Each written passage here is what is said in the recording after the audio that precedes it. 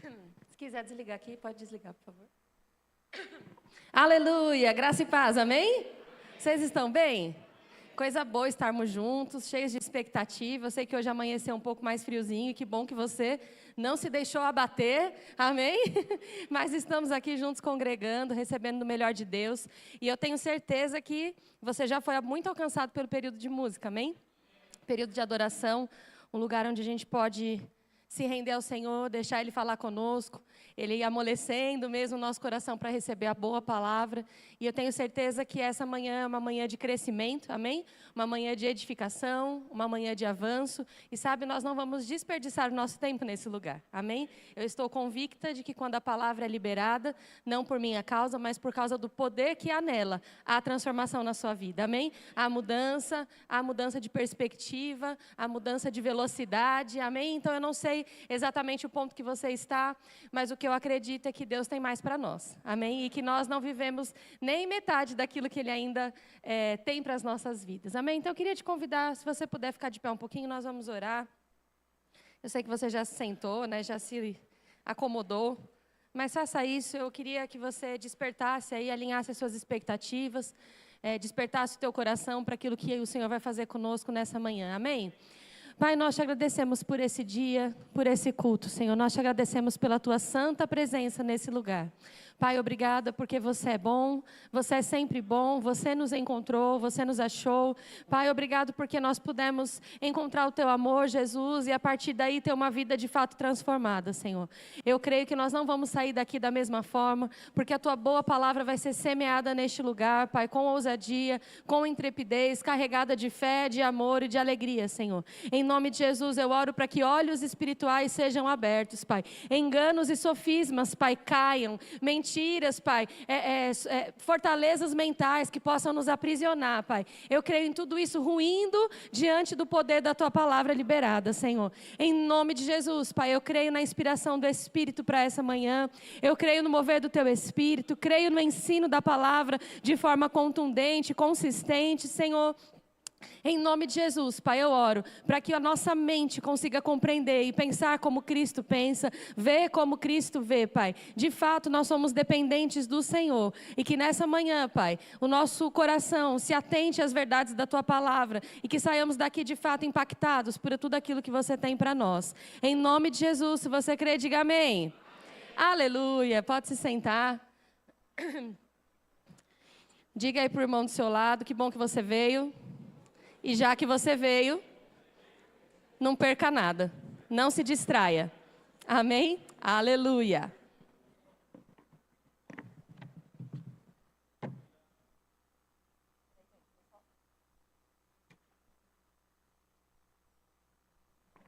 Eu trouxe aqui, né, porque eu sou calorenta, então vocês já me conhecem, né, eu gosto de me mover, de me mexer aqui. E já que eu estou bem acordada aqui, eu quero te convidar a ficar também, amém, queridos? Não me abandone, fique comigo, aleluia! Abre a sua Bíblia em Mateus, no capítulo 28, verso 19 e 20. Aleluia!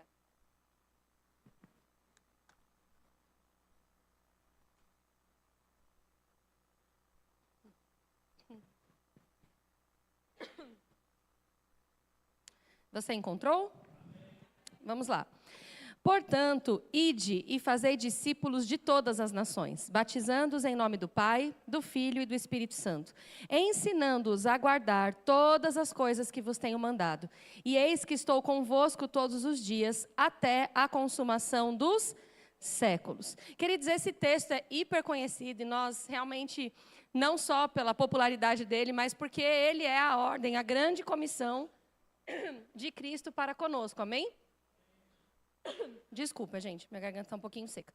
E a gente tem que compreender que se Jesus deixou essa ordem, a gente sabe que até para os dias de hoje, aqui carrega boa parte da vontade de Deus para a nossa vida, amém? Se foi o próprio Cristo nos dando essa orientação, nós devemos atentar e considerar. E quando eu li esse texto e eu comecei a meditar nesse versículo, eu comecei a perceber que Jesus já vivia isso naquela época. Afinal, não foi ele que chamou ali os seus discípulos para andarem com ele. Então Jesus, ele fez isso, ele demonstrou isso também enquanto ele estava na terra. Ele caminhava e ele fazia discípulos, ele mostrava o que era ser discípulo. E quando eu estava pensando nessa manhã e eu não sabia ao certo que nós conversaríamos, eu estava orando para ver o que Deus queria compartilhar conosco, o Senhor começou a falar comigo. Sabe, nós estamos numa fase da nossa nação onde, graças a Deus, muitas pessoas podem ouvir sobre Cristo, amém? Muitas pessoas podem se achegar a uma igreja, nós estamos num país livre. Hoje o gospel, a música gospel é muito popularizada. Você às vezes entra numa loja, os donos às vezes nem são cristãos, mas tem uma música gospel tocando, não é assim? E isso é muito bom, como Paulo diz, cada vez que um abre a boca, ainda que possa ser por uma motivação errada, Cristo é proclamado. E isso é maravilhoso. Cristo precisa ser acessível a todos, ele precisa estar mesmo estampado na nossa vida, nas nossas palavras, nas nossas ações. Mas assim, eu posso te dizer que nessa manhã o Senhor quer chamar a gente um pouco para mais perto e Ele quer fazer algumas perguntas para o nosso coração, para aquilo que nós estamos dispostos a viver nele. E quando eu vi isso, eu falei, poxa, aqui Ele não está dizendo assim, ó, portanto, ide e consiga muitos seguidores para mim, para que eu fique tão popular a ponto de que todo mundo tenha, sei lá, uma cruz no perfil do Instagram. Um adesivo na parte de trás do seu carro, a ponto de que eu tenha tantos seguidores que as pessoas me amem absurdamente e sejam apaixonadas por mim.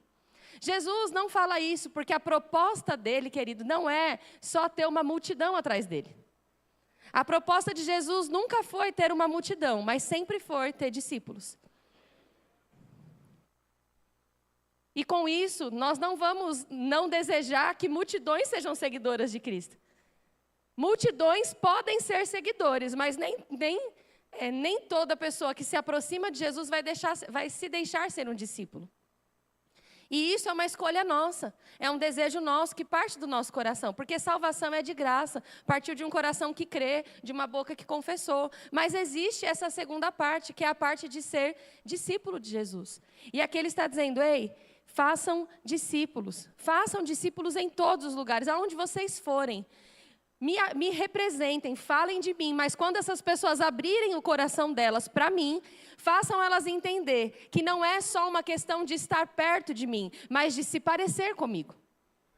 E aqui ele está dizendo, ó, vá, batize em nome do Pai, do Filho, ou seja, uma evidência, né, uma confissão pública da sua fé, ensine a eles sobre isso e fale, ensine-os a guardar todas as coisas que vos tenho mandado, e que estou convosco todos os dias, até a consumação dos séculos.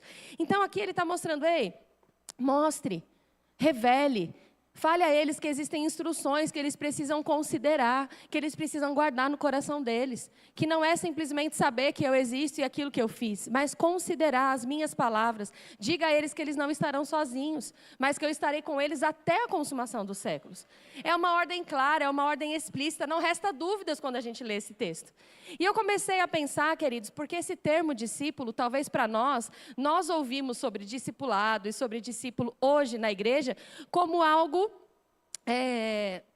que a gente entende que é uma coisa que só a igreja compreende, é uma palavra muito específica do nosso meio. Mas o discipulado e o discípulo, na tradição judaica, no contexto que Jesus estava, era uma palavra que já se aplicava. O discipulado para o judeu não foi uma palavra inventada ali a partir do momento que Jesus dá essa grande comissão para a igreja. Como que acontecia? Os judeus, a criança nascia e ela tinha 3 fases de educação na tradição judaica. E quando chegava na terceira fase de ensino, os rabinos escolhiam aqueles que se destacavam nos estudos da lei para chamar eles para serem seus seguidores, os seus discípulos. Então, nessa terceira fase, quem escolhia já não era mais a pessoa que estava ali no contexto da educação, de aprender, né, a lei, a Torá e tudo mais. Mas era o próprio rabi, o próprio mestre que chamava, ei, vem aqui, eu quero te ensinar, eu vi que você tem vocação, habilidade, você tem destreza, disciplina nos estudos, e ele chamava. Então, o contexto ali do discipulado era muito comum. Quando os discípulos foram chamados por Jesus, até que eles compreendessem a revelação total de quem era Cristo, eles estavam seguindo um mestre. Amém? Então, para eles era comum. E o que o discípulo fazia naquela época? O discípulo, ele literalmente largava a vida que ele tinha para seguir o mestre. Então, todos os interesses dele agora se convergiam em se tornar um discípulo. tudo acontecia dessa forma. A partir do momento que eu tinha um discipulador, um mestre, os meus interesses convergiam em me parecer com o meu mestre. E aí eu fiquei procurando e tentando entender um pouco, e sabe, é muito diferente, porque às vezes a gente associa discipulado com mentoria, porque hoje a gente não fala muito sobre isso. E sabe, discipulado não é mentoria.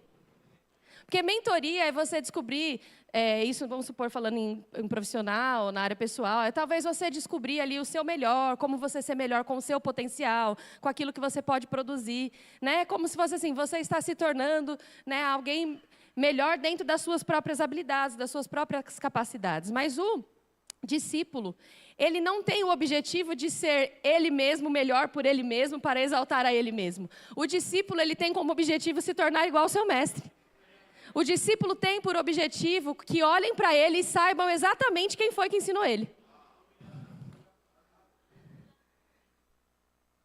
Quando a gente olha para um discípulo de Cristo, a proposta que Jesus está fazendo é que olhem para você e que não vejam o quanto você é maravilhoso, mas que vejam quem foi que ensinou ele a ser assim. Ele parece com alguém, e não é exatamente com a família dele, com a criação dele, né? Talvez com a mãe, com o pai, com o estado social. Não, existe algo que sobrepõe essas verdades na vida dele. Quem é que fez ele ser assim? Essa é a proposta de ser discípulo. Jesus disse isso em Mateus 10, 24, ele falou: o discípulo não está acima do seu mestre, nem o servo acima do seu senhor. Basta ao discípulo ser como o seu mestre, e ao servo como o seu senhor. Eu posso dizer que a primeira grande decisão que um discípulo faz, quando ele aceita Jesus e ele entende a proposta de Cristo para ele, é a primeira renúncia, é a do seu ego. É de se parecer com alguém, e não mais com você, com o seu velho homem, com o que sua carne faria. Porque, queridos, você concorda que nós somos frutos do nosso meio? E, de repente, você encontra Jesus, e talvez você tenha sido criado a vida inteira, de uma forma assim, por exemplo, para lidar com a área financeira, bem avarento, bem... Poxa, ninguém dá nada de graça para ninguém, eu não consigo, eu não confio, eu não consigo fazer isso. E, de repente, você se torna um discípulo de Cristo. E você começa a ficar perto de um Deus doador, de um Deus generoso. E de tanto você conviver com Cristo, aquela avareza que para você era familiar passa a ser estranha. E a generosidade passa a ser um objetivo do seu coração. Isso é ser discípulo. Discípulo quer dizer aluno, aprendiz. Também tem um pouco da raiz da palavra disciplina, de seguir. Segue e serve o mestre. O discípulo não só ouvia o que Jesus falava, ou o que o mestre falava, mas o discípulo tinha por objetivo, inclusive, ver como o mestre reagia nas situações. Para o discípulo era importante não somente ter a parte teórica. Eu vou ficar perto desse rabi porque eu quero saber o que ele sabe. Mas até o jeito, até a forma de pensar, de enxergar o mundo, a sua perspectiva era mudada. Por que Jesus fala ali para os discípulos, lá no texto da Samaritana, quando ele fala assim: ei, vocês estão esperando os campos ficarem brancos, o que vocês precisam é ver o que eu estou vendo. Para fazer o que eu vou falar para vocês fazerem, vocês precisam ver o que eu vejo. E para vocês verem o que eu vejo, vocês precisam levantar os olhos e ter uma perspectiva cristã a respeito disso. Uma perspectiva cristocêntrica. E qual era a perspectiva de Jesus? Ei, existe campos brancos para que você alcance pessoas. Ali era só um exemplo de que Jesus não estava só para liberar ensinamentos, teorias, conhecimento. Não, mas uma palavra revelada no coração, que traz transformação de vida. Sabe, eu tenho percebido que muito da frustração, do sofrimento que os filhos de Deus têm vivido neste século é porque eles querem viver Jesus amoldados nesse século. Então existe uma frustração na comparação, existe uma frustração de, poxa, será que vão me reconhecer nisso ou naquilo? Quando na verdade tudo que você precisa é só parecer com Jesus, querido. É mais leve, é mais fácil e mais poderoso do que você imagina. Sabe, não deve existir um peso sobre as suas costas do que as pessoas estão vendo em você, a não ser Cristo. Que maravilhoso é viver desse jeito, queridos. Eu tenho descoberto isso. E sabe de uma coisa? A minha vida é leve.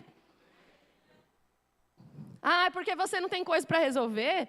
É porque nunca você pensa o que as pessoas podem pensar de você. Com certeza essas coisas passam pela cabeça de qualquer ser humano. Mas sabe, queridos, essas tentações caem diante do foco que Deus colocou no meu coração e no seu.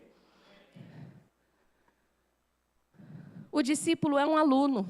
Ele é um aprendiz. Ele é aquele que está sempre aprendendo. O crente que está nessa posição não se torna religioso, soberbo, julgador.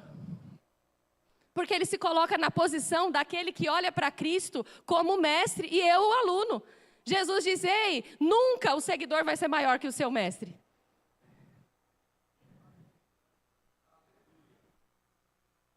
Um dia eu estava dando uma matéria, acho que era Vida de Prosperidade, o aluno veio tirar algumas dúvidas comigo. E eu percebi que por conta da falta de compreensão dele a respeito de algumas coisas, ele estava sendo religioso na questão de como Deus também ama nos abençoar. E ele começou a falar comigo e eu falei para ele, olha, com todo respeito, sabe o que acontece conosco às vezes? É que a gente quer ser mais espiritual que Deus.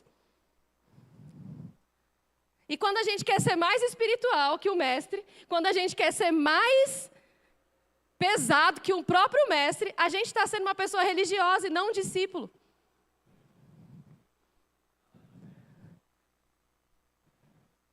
E eu comecei a falar para ele, ei, Deus ama ver você assim, feliz, estudando a palavra, suprido. Fique tranquilo, faça o que Ele te chamou para fazer. O seu foco não vai ser as coisas, vai ser Jesus, mas Ele cuida de você, é o que a Bíblia diz. Buscar em primeiro lugar o reino de Deus e toda a sua justiça. E as demais coisas, todas as coisas, vos serão acrescentadas. Essa é a proposta do discipulado. Se pareça comigo, olhe para mim e deixe que eu cuide do resto.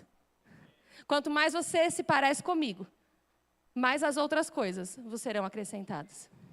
Mais aquilo que você precisa vai se manifestar. Eu queria que você abrisse o texto do livro de João, capítulo 8. A gente vai ler do verso 31 ao 36.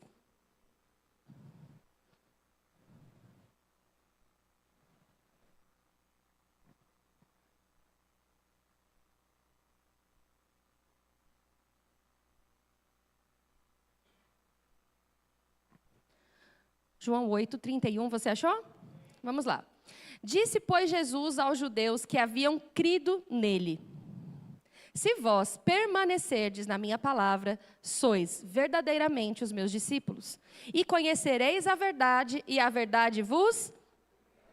Responderam-lhe, somos descendência de Abraão, e jamais fomos escravos de alguém. Como dizes tu, sereis livres?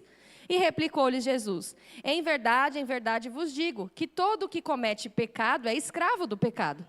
O escravo não fica sempre na casa, o filho sim, para sempre. Se, pois, o filho vos libertar, verdadeiramente sereis livres. É interessante porque esse texto usa 2 vezes a palavra verdadeiramente.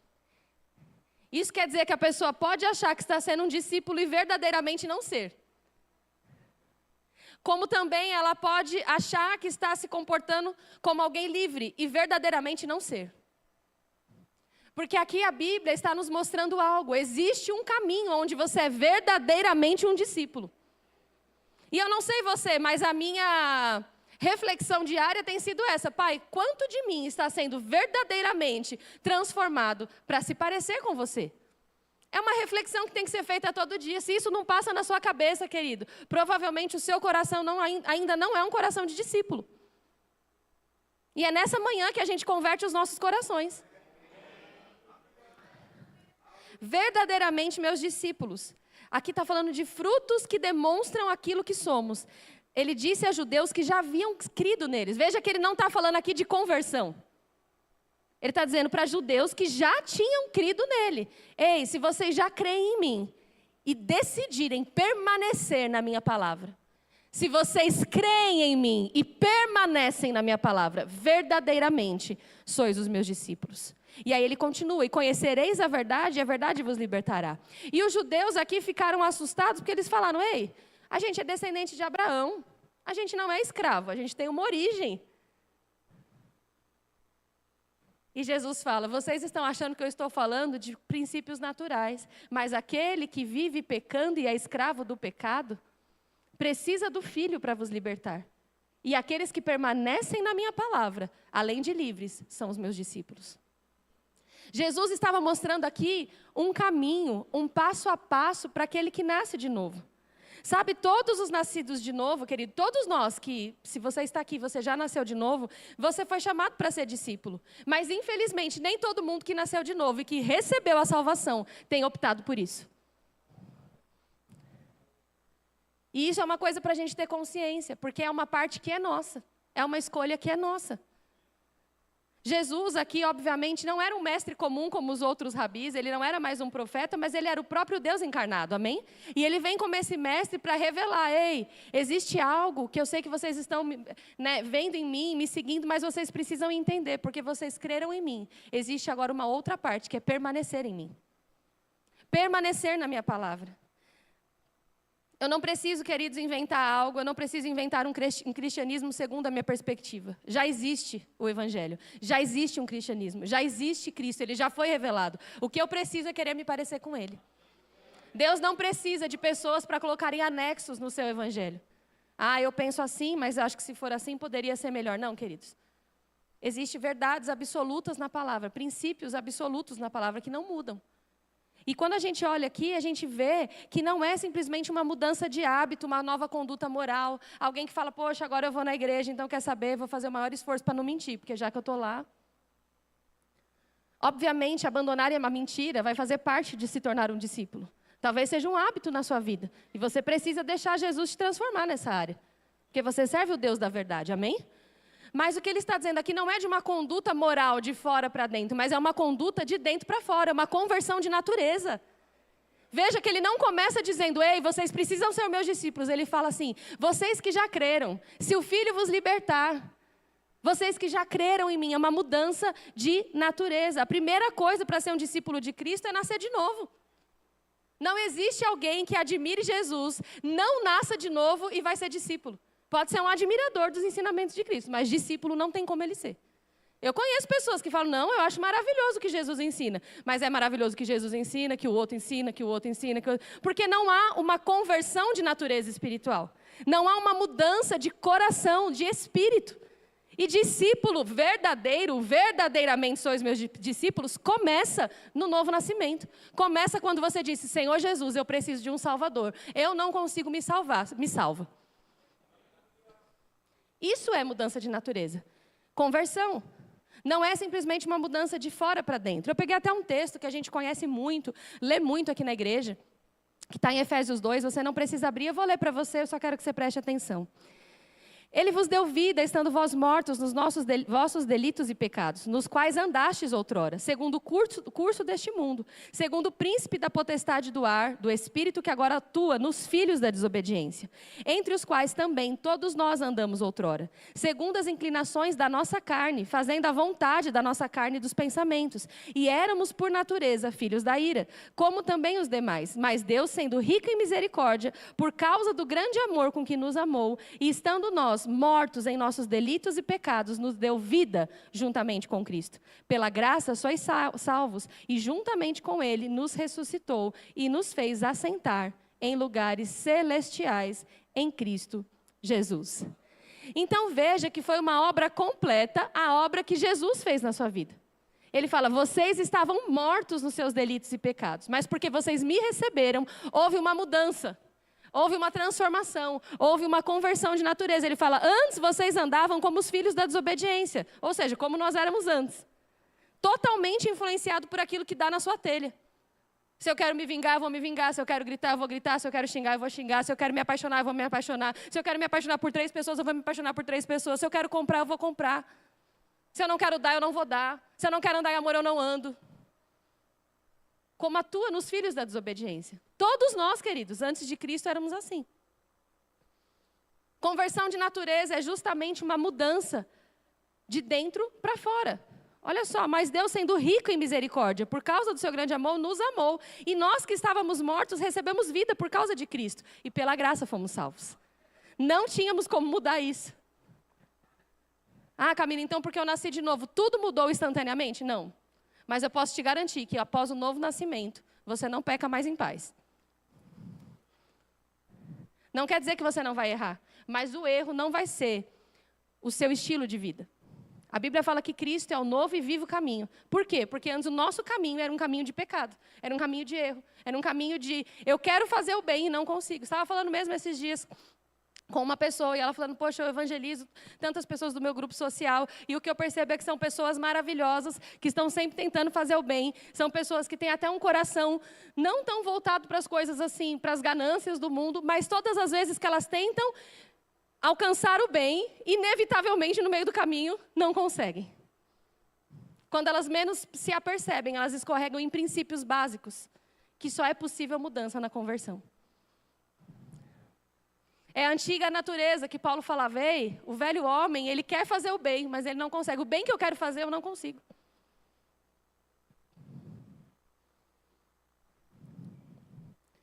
E aí, queridos, para a gente entender que ser discípulo começa na nova natureza, o texto continua depois dizendo que discípulo é aquele que permanece na palavra. Se permanecerdes na minha palavra, sois verdadeiramente os meus discípulos. Em Tiago 1:21 diz assim, portanto, despojando-vos de toda impureza, acúmulo de maldade, acolhei com mansidão a palavra em vós implantada, a qual é poderosa para salvar a vossa alma.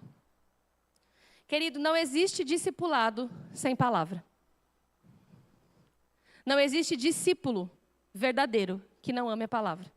Não tem crescimento sem a palavra. A única coisa que pode salvar a sua mente de continuar pensando e fazendo como o mundo pensa é se você priorizar a palavra. Não existe.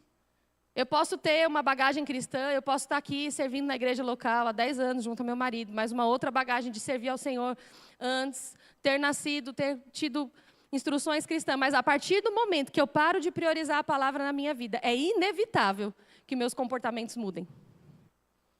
Assim como o inverso é proporcional. Não foi o que a Larissa falou aqui do Rema? Por que ela decidiu fazer? Porque eles decidiram, eles falaram, eu preciso de alguma forma priorizar o que é prioridade. A gente está tão acostumado a lidar com as urgências da vida que a gente esquece o que é prioridade. A palavra não é para as urgências somente. A palavra é a prioridade. É um ponto de partida. E quando a gente vê esse texto em Tiago, ele fala, ei, é isso que a gente precisa entender. Para ser discípulo, poxa, Camila, eu preciso me despojar mesmo. Eu sei que tem coisas, mas está difícil. Por quê? Porque aquilo ainda não é uma verdade para você. Você já percebeu que quando uma coisa se torna verdade para você, fazer algo é normal? Eu já vi pessoas que não tomam de jeito nenhum refrigerante. Uma coisa simples. Porque de alguma forma aquilo entrou na cabeça dela que isso me faz mal. E isso é tão verdade para ela, aquilo ela conseguiu absorver de tal forma que ela não consegue mais desejar aquilo. E quando deseja, ela dá um jeito de se apartar. Não quer dizer que ela nunca tenha mais tido vontade, talvez num dia de muito sol, beber uma coca geladinha. Certamente não, talvez se ela gostava, pode ser que ela tenha tido vontade. Mas sabe, ser discípulo é isso. Você vai ficando tão perto da verdade, tão perto da palavra, que algumas ações suas começam a ser transformadas. E ainda quando as velhas ações tentam voltar, você se lembra, eu não posso voltar a ser aquela pessoa. E às vezes é necessário mesmo pedir perdão, recalcular a rota, porque às vezes a gente, pisa na casca de banana, acontece. Mas aqui está dizendo algo, ei, se despoje da impureza e da maldade. Acúmulo de maldade. Nossa, é até estranho, né? Fala, pô, Camila, eu não sou mal assim, né? Eu sou bonzinho. Mas sabe, a gente vem do mundo e a gente tem um novo nascimento. Mas a nossa mente tem um acúmulo de informações mentirosas. E para a gente se despojar disso, a Bíblia está falando, é necessário que você receba a palavra com mansidão. Eu sei que essa palavra ela é um pouco confrontadora, mas a Bíblia está dizendo, receba isso com mansidão, porque é isso que é poderoso para salvar a sua alma. Ser discípulo é entender que eu tenho um mestre, e para eu viver e ser como ele, eu vou precisar me comportar de uma forma diferente. E como eu faço isso? Através da palavra. Não é de uma forma religiosa, mas é uma forma onde eu começo a me atentar para a palavra de Deus. Não existe, querido, discipulado sem palavra. Não existe discipulado sem acolher aquilo que Jesus ensina. Não existe discípulo que faz a sua vida com base nos seus próprios achômetros. Se você é discípulo de Jesus, não adianta você dizer, não, eu sou discípulo de Jesus, mas o meu casamento, no estilo, a forma como eu trato a minha esposa, meu marido é da minha cabeça. Deus sabe como eu sou.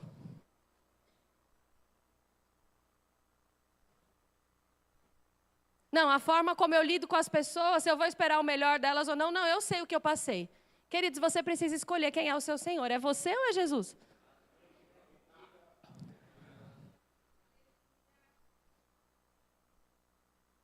Sabe, na nossa mente, muitas vezes é uma batalha de egos, onde a gente tem que escolher em quem que a gente acredita.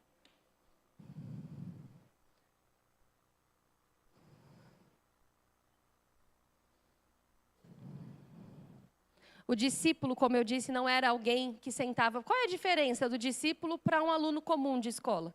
Um aluno comum da escola, ele vai... Meus filhos estudam, eles vão, entram tal horário, sentam na cadeira, tem alguns professores que passam pela sala de aula, passam o conhecimento e eles saem. Agora, o discípulo, ele convivia com o mestre. Ele não estava aprendendo só essa parte teórica, como eu disse, é andar junto. E é impossível você andar junto com alguém e não pegar as coisas dela. Esses dias eu estava convivendo com uma pessoa que eu não conhecia e ela convive muito com uma outra pessoa que eu conheço bem. E eu falei, nossa, você não é parente dela, mas você faz as mesmas caras que ela. Por causa da convivência. Se isso acontece naturalmente, o que vai acontecer se você andar com Cristo? Aí você fala, aí é que tá, Camila, é isso que eu queria dizer para você. Era mais fácil ser discípulo, porque eles estavam andando com Jesus. Mas, querido, Jesus é a palavra. E o Espírito de Deus está sobre a terra para ser a ação de Deus. Então, você tem a palavra para te conduzir, para entrar na sua mente, para limpar a sua mente. E você tem o Espírito dentro, que te dá a força de ser aquilo que a palavra está te ensinando a ser.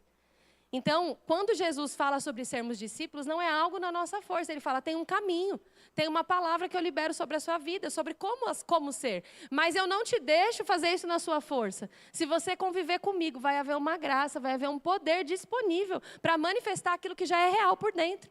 O que é o fruto do Espírito, se não o relacionamento do Espírito de Deus com o teu espírito humano recriado, produzindo aquilo que você nasceu para produzir? Amor. Fruto do Espírito, o amor. O amor é fruto do seu relacionamento com Deus, querido. Estamos carnais, estamos andando pouco em amor, estamos pensando o pior, estamos aqui achando que a história da igreja é sobre nós, gaguejei, né? Sobre nós, sobre o que vão pensar de nós, porque estamos andando na carne. O plano de Deus não é sobre você, somente. Você entende isso? Sabe quando você olha a história de José, você não tem que só pensar assim, nossa, tá vendo, José foi humilhado na família dele, agora ele foi exaltado. José fez isso, agora ele é aquilo. Queridos, José fazia parte do plano de Deus para salvar parte da geração, do povo de Deus. Não era só sobre José. Essa visão egocêntrica do evangelho vai te afastar de ser um discípulo, para ser uma mera multidão.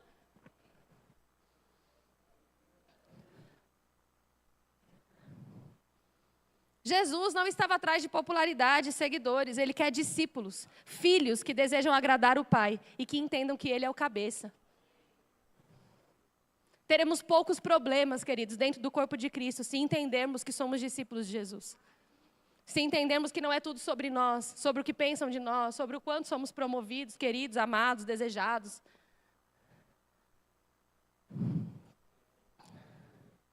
Discípulo começa no novo nascimento, mas é para aquele que permanece na palavra. Sabe, queridos, a salvação é de graça, mas o ser discípulo tem um custo. Eu gostei de uma frase que eu li, né? A salvação é de graça, mas o discipulado custa tudo. Discipulado não é para quem quer vezes ser como Cristo, vezes não ser. Discipulado não é para aquele que entende que o evangelho é só um suprimento de grandes emergências. Poxa, eu estou com falta aqui de dinheiro, eu preciso de Jesus. Poxa, eu preciso de cura, eu preciso de Jesus. Para tudo isso, Jesus se manifesta. Ele é mesmo a nossa ampla suficiência. Mas discipulado não é para quem entende que Jesus é só o disque emergência. Abre aí em Lucas capítulo 14, eu quero ler com você.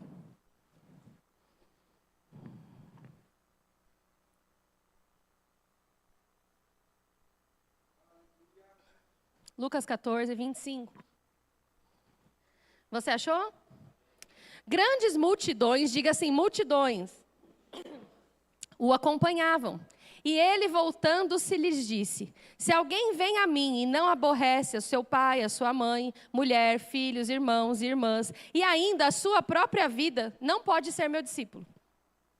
E qualquer que não tomar a sua cruz e vier após mim, não pode ser meu discípulo. Pois qual de vós, pretendendo construir uma torre, não se assenta primeiro para calcular a despesa e verificar se tem os meios para concluir? Para não suceder que, tendo lançado os alicerces e não podendo acabar, todos os que virem zombem dele, dizendo: este homem começou a construir e não pôde acabar. Ou qual é o rei que, indo combater outro rei, não se assenta primeiro para calcular se, com 10.000 homens, poderá enfrentar o que vem contra ele com 20.000? Caso contrário, estando o outro ainda longe, envia-lhe uma embaixada, pedindo condições de paz. Assim, pois, todo aquele que dentre vós não renuncia tudo quanto tem, não pode ser o meu discípulo. O primeiro texto que nós lemos era sobre como ser verdadeiramente um discípulo. E esse texto fala 3 vezes sobre como você não pode ser um discípulo. Quando que você não pode? Você não pode ser um discípulo de Jesus se você acha que você precisa o tempo inteiro agradar a todos e a você mesmo. É isso que o texto está dizendo. Se você acha que o tempo inteiro você vai conseguir fazer o malabares de todo mundo ficar feliz com você, inclusive você mesmo, você não vai conseguir ser discípulo. Depois ele também fala que aquele que não toma a sua cruz e vier após mim, também não pode ser o seu discípulo. O que é tomar a cruz? Camila, Jesus já morreu na cruz. O que Jesus levou lá, eu não preciso levar, querido. O peso do pecado, da maldição, foi ele que levou. O peso da doença, foi ele que levou. O peso da falta, foi ele que levou. Mas o que ele está dizendo aqui é: existem renúncias particulares de um discípulo que quer ser igual ao mestre. Jesus renunciou, porque nós não vamos renunciar, queridos. A Bíblia fala em Filipenses que ele não usurpou, ele não considerou o fato de ser igual a Deus, mas esvaziou-se de si mesmo para vir aqui e morrer morte de cruz, ser obediente até o fim, para que eu e você fôssemos livres.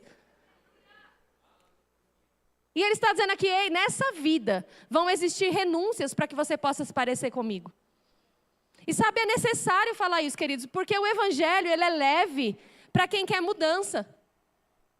Mas para quem quer viver uma vida de qualquer jeito, ele é difícil. A gente tem que falar isso hoje no corpo de Cristo, atualmente. Sabe, era muito comum, eu me lembro, eu ia bem criança para a igreja. E era muito comum o crente entender: não, se eu sou cristão, eu preciso falar a verdade. Se eu falei, eu preciso me comprometer. Não, essa roupa não é roupa de crente. Era muito comum, mas parece que hoje o óbvio precisa ser dito.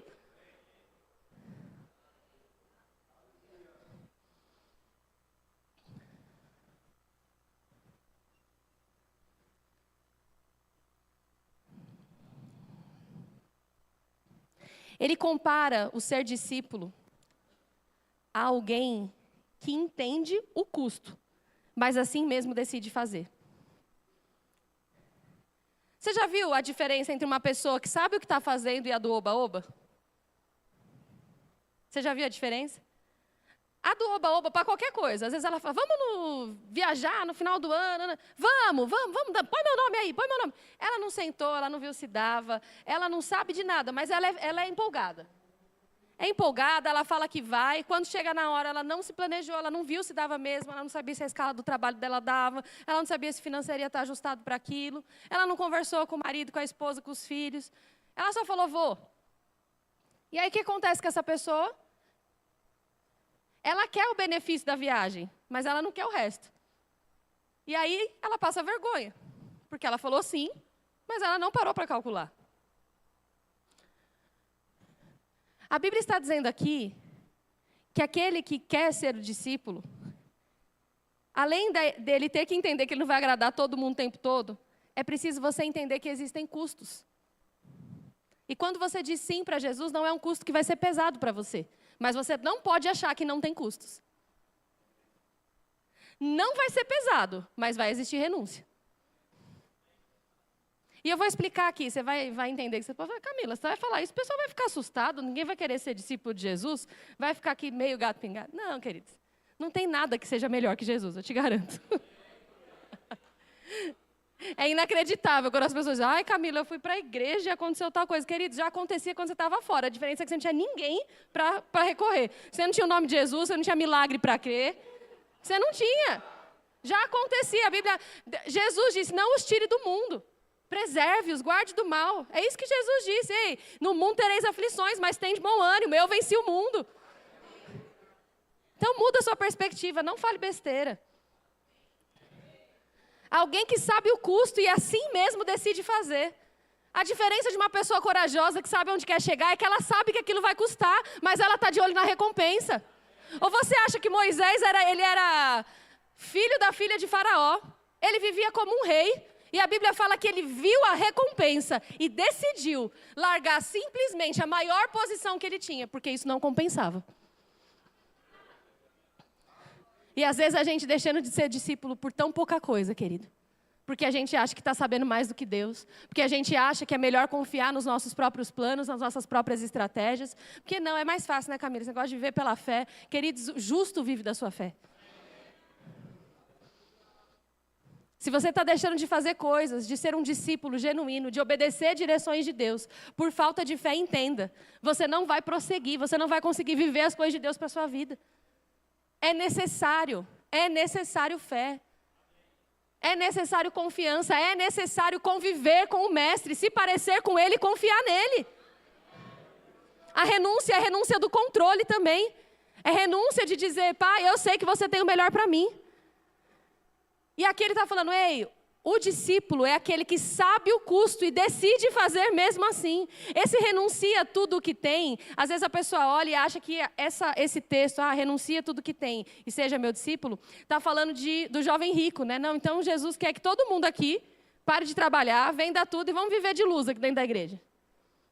Não, não é isso que a Bíblia está dizendo. A gente tem uma estrutura social, a gente trabalha, a gente tem os nossos bens e está tudo bem, queridos. A Bíblia não está falando sobre isso.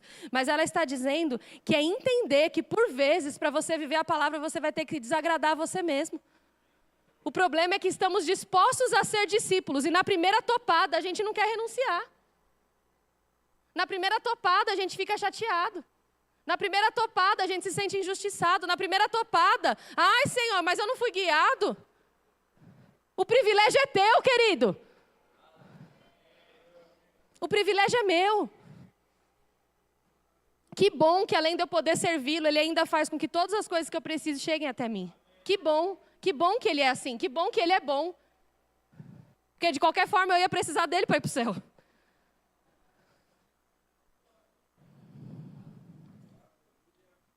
Sabe, ser discípulo é entender que às vezes você vai ser mal compreendido. Ser discípulo é entender que às vezes o seu status diante das pessoas vai mudar. Nossa, achava que ela era tão inteligente, mas negócio de Jesus, né? Ser discípulo é entender que você pode ser diminuído pelo mundo. É entender que você vai precisar refrear os desejos carnais, refrear a sua vingança, refrear a sua raiva, refrear a sua gritaria, refrear a vontade de mentir para sair por cima, refrear a covardia de falar a verdade, refrear os apetites da carne, refrear a lascívia, refrear, olhar de novo para o irmãozinho, para a irmãzinha com outro olhar.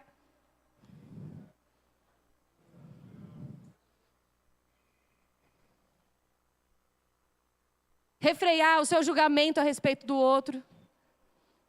Refrear o ar de superioridade, porque você venceu numa área que o outro ainda não conseguiu.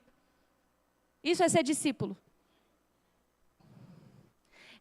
Na nova aliança, querido, ser discípulo é olhar para o outro. Olhar para as situações, ver o podre. Mas perguntar para Jesus, como é que você está vendo que isso pode se tornar? Como é que eu devo olhar essa situação? Como que eu posso tirar o ouro dessa situação?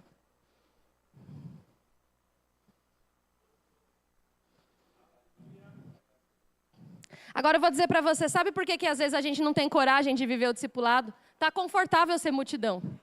No Brasil aqui está tranquilão. Você vai ver o youtuber, o blogueiro, o empresário, o pessoal da High Society também é crente hoje em dia. Não é que nem há umas décadas atrás. Eu lembro, na minha escola só tinha eu na minha sala. Hoje não é assim não, querido. Tem simpatizante, tem quem goste. Tem quem não goste muito, mas respeita. Tá fácil aqui, ó. Ser multidão é fácil. Eu venho no culto, recebo a minha bênção, adoro, choro, descarrego as minhas emoções, recebo um abraço.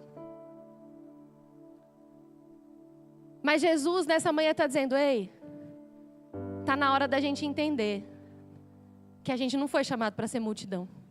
A multidão se assustava com o discurso de Jesus. O discípulo falava, ei, me pegou essa daí, mas para onde eu vou? Para onde eu vou, se só tu tens as palavras de vida eterna?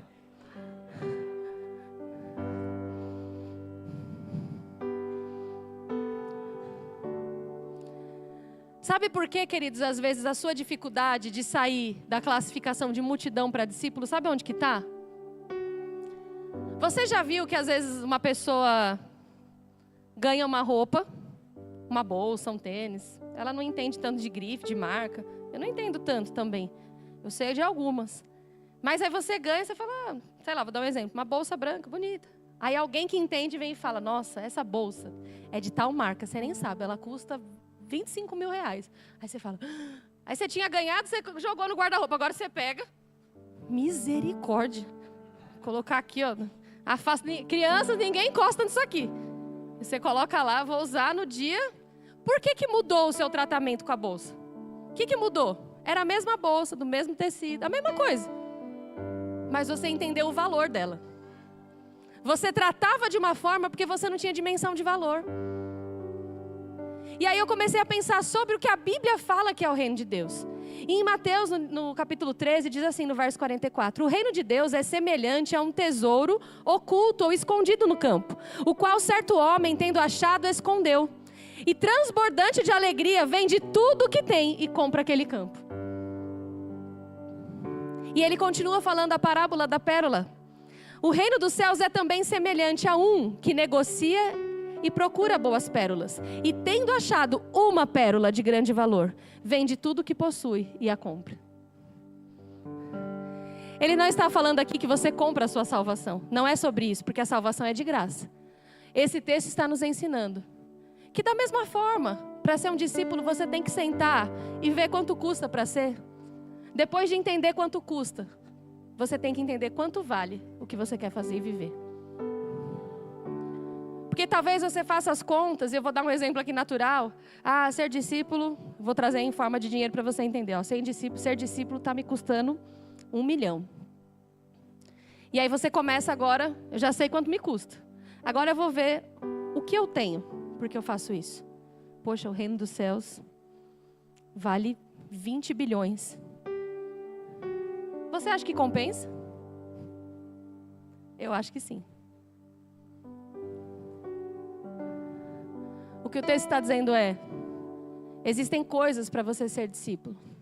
Existem mesmo renúncias, existem horas que você vai se refrear. Existe o permanecer na palavra.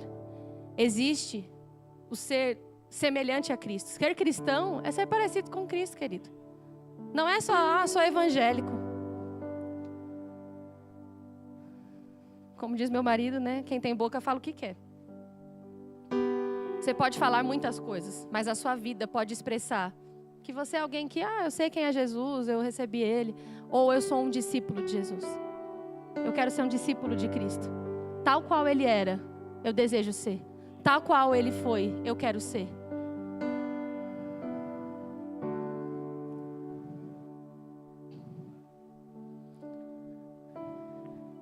A gente não pode parar aqui. Isso é popular. Mas não é o que Jesus te chamou para ser. Ele não disse, ide e trazei para mim grandes multidões, não me importando a qualidade. Ele fala, pregue mesmo, a tempo fora de tempo, deixe que todos ouçam. Mas vão ter aqueles que vão escolher, vão ouvir e vão escolher fazer diferente. E por último, queridos, eu quero te dizer que tem um selo. O pastor já se ligou. Um selo daquele que é discípulo. Ele nasce de novo, ele permanece na palavra, ele entende que vai ter que renunciar. Mas tem alguém que é como o selo do Inmetro. Não tem, né? O ISO, selos de qualidade. Tem um selo que vai definir se você escolheu ser multidão, que está sempre atrás dos benefícios de seguir a Cristo, ou se você quer realmente ser um discípulo. E está lá em João 13, no verso 33, diz assim: filhinhos, ainda por um pouco. João 13, 33. Filhinhos, ainda por um pouco estou convosco. Buscar-me-eis. E o que eu disse aos judeus também vos digo a vós outros: para onde eu vou, vocês não podem ir. Novo mandamento vos dou, que ameis uns aos outros, assim como eu vos amei. Que também vos ameis uns aos outros. Nisto conhecerão que sois meus discípulos, se tiverdes amor uns aos outros.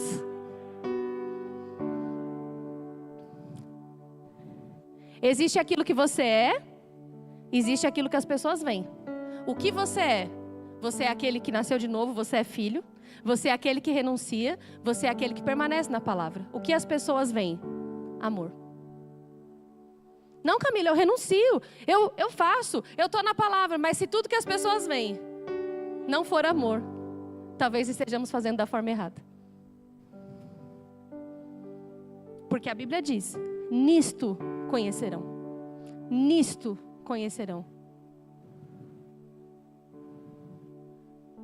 Os sinais seguem aqueles que creem, não é isso? Os sinais seguem aqueles que creem. Porque eu creio, os sinais se manifestam. Mas como eu faço para alguém ver que eu sou discípulo de Jesus? Eu amo.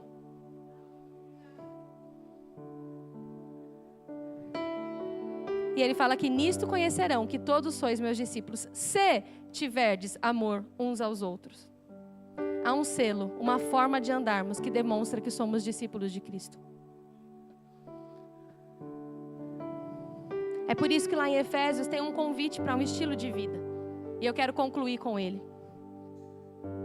Você nasceu de novo, você permaneceu na palavra, você entende as renúncias, você entende pelo que você é conhecido. E andar em amor, queridos. Andar no fruto do Espírito, a gente não vai conseguir falar, né? Seria uma outra pregação. Mas tem um texto que é muito contundente, ele é muito forte. E ele começa falando assim, em Efésios 4, 25. Por isso, deixando a mentira, fale cada um a verdade com o seu próximo, porque somos membros uns dos outros. A primeira coisa, queridos, como discípulo seja verdadeiro, seja genuíno. Sabe, uma coisa que não é genuína, uma coisa que não é verdadeira, todo mundo percebe. Ninguém aguenta mais personagem, querido. A gente tem personagem em tudo quanto é canto. Tem personagem na rede social, tem personagem na política, tem personagem em todo canto. Sabe, você não é um personagem. Você não é um personagem crente no domingo. Você é um filho de Deus.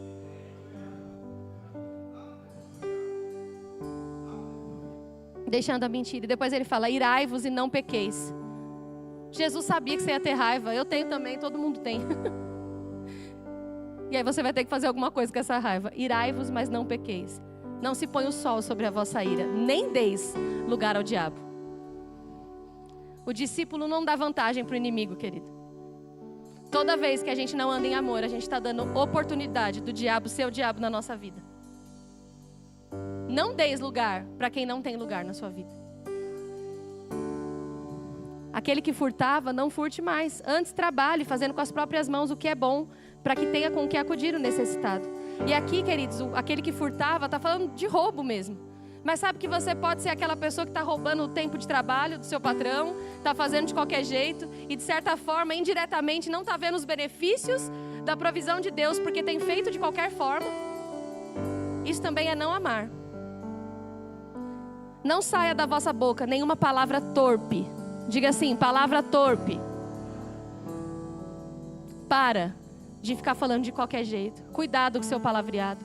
Cuidado com as suas expressões. Cuidado se você ficar falando mal das pessoas. Isso é coisa de multidão, mas não de discípulo. Muito do discípulo você vê pelo linguajar. Você vê pela forma como trata.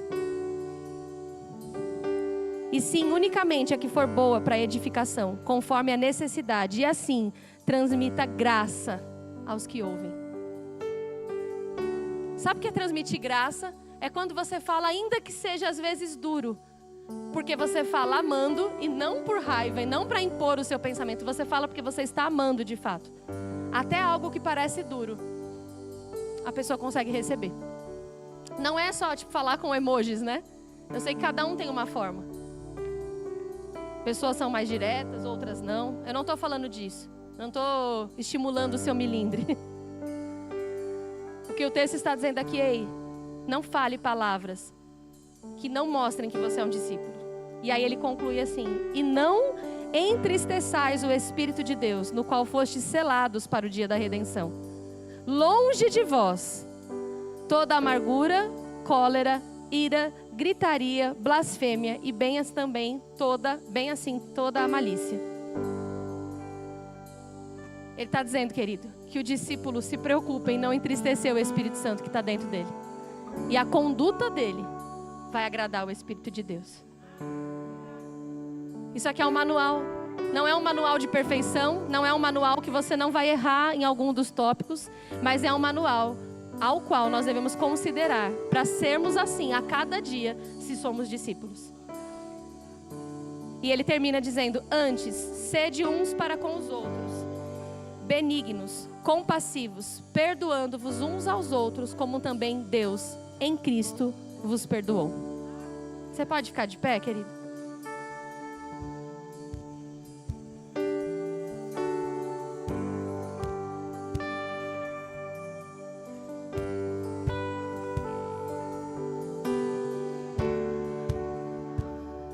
Eu queria te convidar a fechar seus olhos e realmente começar a analisar quão maravilhoso é ter esse Deus, esse Pai. Essas instruções que tem salvado, que tem abençoado as nossas famílias. Obrigado, Pai, porque nós sempre temos onde recorrer. Diante da circunstância, você nos deu o teu nome, Jesus, cheio de autoridade. Diante do medo, você nos deu o seu amor, e porque somos amados, nós lançamos fora aqui todo medo, porque somos amados. Nós não somos castigados pelo Senhor, pelo contrário, você nos olha com graça, com paz. O seu olhar sobre nós hoje é de justiça por causa do sangue de Jesus. Não há condenação em ti, Senhor. Não há condenação. Mas há um chamado para os nossos corações nessa manhã. Convertam os vossos corações. Sejam os meus discípulos. Me amem mais do que tudo, amando o seu próximo. Se comportando melhor como filhos de Deus sobre essa terra.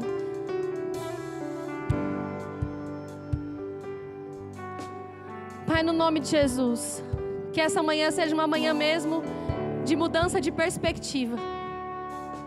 Que eu possa compreender que quando eu amo o meu próximo, o meu irmão, o meu marido, a minha esposa, eu estou amando o Senhor. Quando eu faço para o próximo, eu estou fazendo para o Senhor.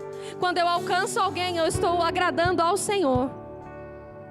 Sabe, que essa palavra afete até mesmo os nossos relacionamentos nas nossas famílias, nas nossas igrejas, nos ministérios, Pai, naquilo que eu sirvo, em como eu tenho uma perspectiva sobre o próximo.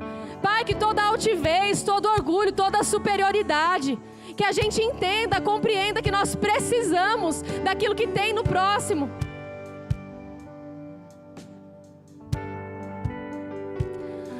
O nosso desejo é te agradar. O nosso desejo se parecer contigo.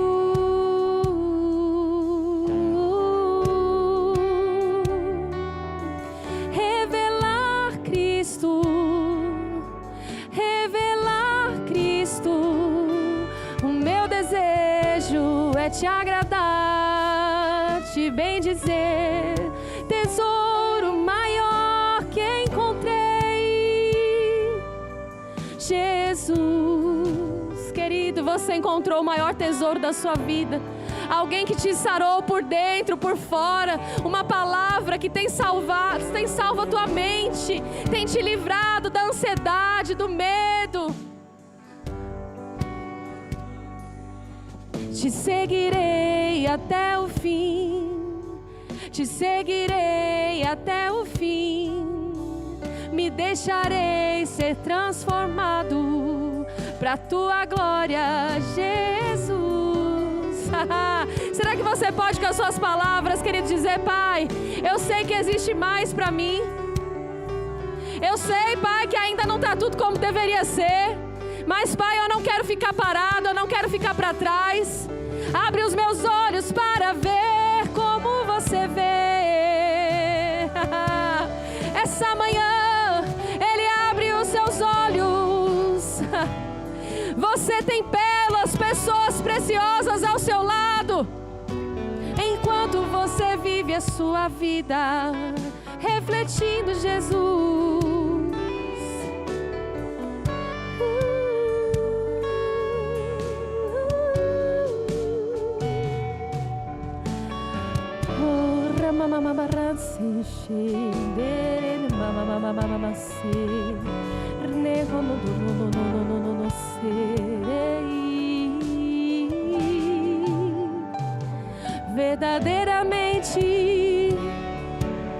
Verdadeiramente sois meus discípulos. Sabe, queridos, Ele só quer ouvir a sua voz. Não existe jeito certo de orar. Existe um coração sincero que diz ao Senhor Jesus: Pai, eu quero te agradar. Eu sei que nessa jornada você vai me auxiliar a me tornar alguém cada vez mais parecido com você. Mas é uma decisão nossa, querido. Há um passo de fé nosso. Há uma motivação que flui do seu coração. Sabe, não tinha como você fazer isso sem uma nova natureza. Mas agora você é filho. E porque você é filho, existe poder para você fazer isso. Oh.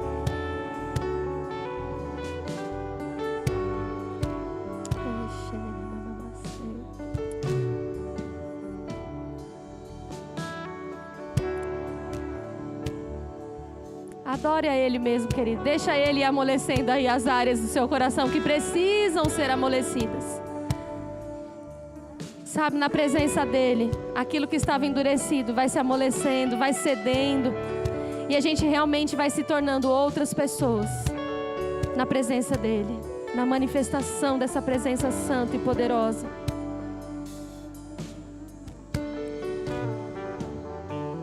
Enquanto nós vamos adorando e consagrando mais uma vez a nossa vida ao Senhor, eu queria que você continuasse com seus olhos fechados e adorasse ao Senhor. Sabe, queridos, o que tinha para ser dito foi dito. E eu não posso realmente empurrar nada dentro do seu coração. Mas a palavra por si só entrou.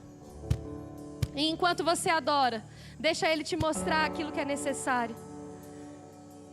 Se renda mesmo, não tenha receio de entregar a sua vida para aquele que é o dono, o Criador do universo.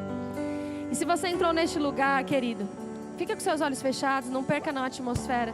Mas talvez você tenha entrado nesse lugar e você crê em Deus, você sabe que Deus existe, você talvez tenha se emocionado com os louvores. A Bíblia diz que nós precisamos crer com o nosso coração. Mas para receber salvação, para ter o nosso nome escrito no livro da vida e ter a certeza que moraremos com Jesus para sempre, é necessário que você creia com o seu coração e diga com a sua boca: Senhor Jesus, seja o Senhor da minha vida. Eu reconheço o teu sacrifício na cruz. Eu reconheço que eu preciso do teu perdão. Se você crê em Jesus no seu coração, mas você nunca fez essa oração: Senhor Jesus, seja o Senhor da minha vida. E nessa manhã você quer fazer isso, entendendo: Camila, eu compreendi, eu preciso de Jesus como meu Senhor, não só como alguém que eu admiro, mas como dono da minha vida. E você nunca fez essa oração. Eu queria pedir que você levantasse sua mão direita bem alto para que eu possa orar com você. Há alguém que nunca fez essa oração e deseja? Se você nunca fez essa oração dizendo: sim, Jesus, seja o meu Senhor. É simples assim? É a oração mais simples que você vai fazer na sua vida, mas é a mais poderosa. Se você nunca fez, eu queria hoje orar com você. Há alguém que nunca fez? Eu vejo uma mão levantada. Se você puder, vem aqui na frente, querido. Eu não sei se você está com a mão levantada e você deseja, eu queria te chamar aqui na frente. Eu queria orar com você. Como eu disse, é algo simples, mas é transformador para a sua vida. Alguém? Pati, pergunta para ele. Se você está aqui e você nunca disse, aliás, você já disse sim para Jesus. mas você estava afastado dos caminhos do Senhor Jesus, e você nessa manhã quer se reconciliar. Você estava distante e entendeu, eu não sou criado para ser multidão, eu sou discípulo, eu sou filho, eu quero recomeçar. Jesus nunca vai ter condenação para a sua vida, querido. Se você deseja hoje, Ele tem festa, roupa nova para você. Amém? Há alguém aqui que quer se reconciliar?